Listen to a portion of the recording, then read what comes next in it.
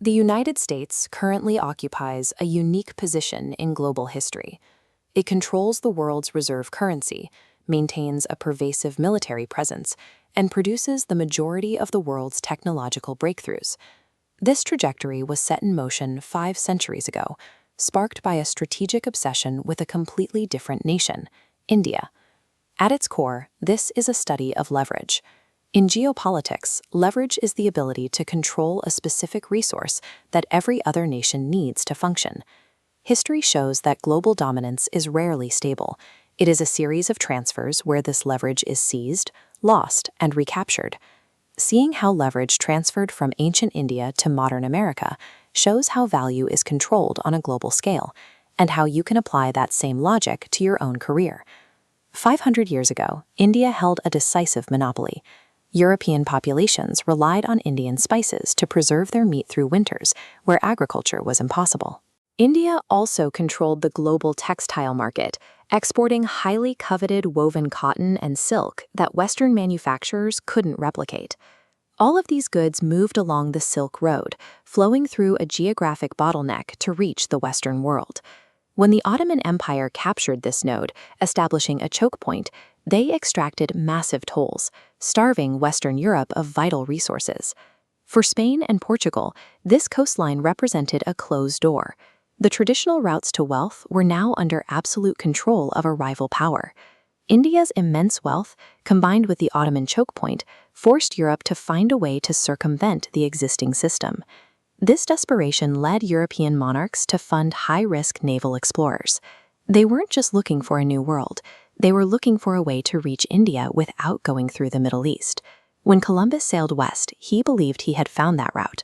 He mistakenly labeled the natives Indians and the Caribbean the West Indies, names that persist as a reminder of his original objective.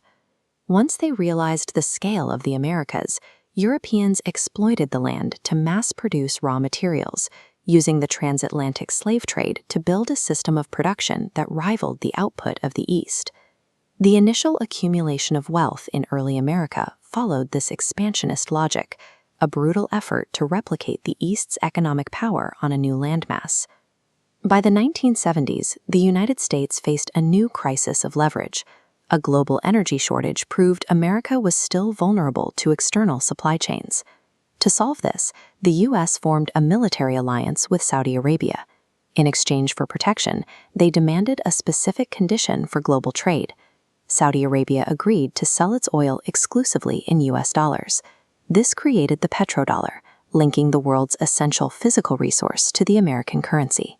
Every nation now had to acquire U.S. currency to fuel their economies. This transformed the American banking system into a new, indispensable global choke point. By controlling the currency of energy, the U.S. secured its superpower status using the same choke point logic the Ottomans employed 5 centuries earlier. We are currently seeing another shift. Multiple nations are attempting to bypass the petrodollar by trading in alternative currencies like the yuan, challenging the current bottleneck. In response, America is expanding into new frontiers, from space to advanced computing, aiming to create the choke points that will define the next century. For an individual professional, this cycle of leverage is a direct lesson in career strategy. Ancient India was a passive power. It held wealth and waited for the world to arrive. The empires that eventually overtook it were built on risk, expansion, and the active pursuit of new markets. Success today requires moving beyond passivity. You must build a specific, irreplaceable skill, a hard or soft expertise that creates a bottleneck of value in your industry. This requires an expansionist mindset, stepping away from your current comfort zone to export your skills and take calculated risks. When you stop waiting for the market to find you and instead become its most indispensable choke point, you change the rules of your own economy.